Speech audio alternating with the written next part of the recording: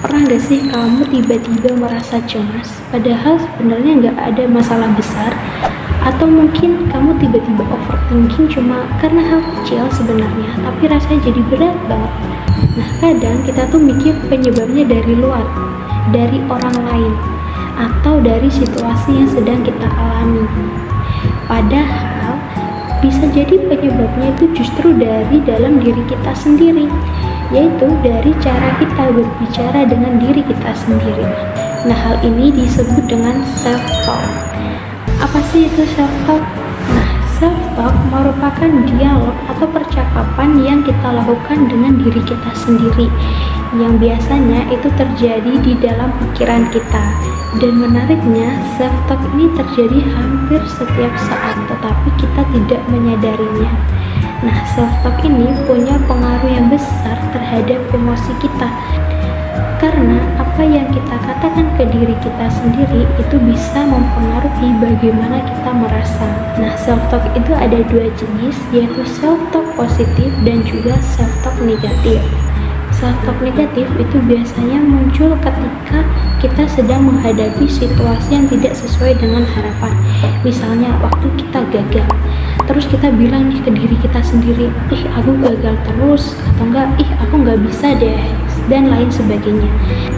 Nah, dari kalimat-kalimat seperti itu justru membuat kita menjadi lebih cemas, sedih, atau bahkan menjadi nggak percaya diri lagi. Sebaliknya, ada juga self-talk positif. Nah, yang dimana self-talk positif ini adalah cara kita berbicara dengan diri kita dengan lebih mendukung dan juga realistis. Misalnya dengan situasi yang sama ketika kita gagal. Nah, kita bilang, oke, aku akan belajar lagi deh, atau ya aku bisa, aku hanya perlu mencoba lagi, dan lain sebagainya. Nah, dari kalimat sederhana seperti itu bisa membuat perasaan kita menjadi lebih tenang dan juga lebih terkendali. Jadi sebenarnya emosi yang kita rasakan itu bukan cuma dipengaruhi oleh kejadian yang kita alami, tetapi juga dipengaruhi oleh cara kita menilai dan juga berbicara mengenai kejadian itu ke diri kita sendiri. Nah, kalau self-talk kita cenderung negatif, maka emosi yang akan muncul juga cenderung negatif seperti cemas, sedih, atau marah. Tapi kalau kita memulai membiasakan self-talk yang positif, kita bisa lebih mampu dalam mengelola emosi kita dengan lebih baik lagi.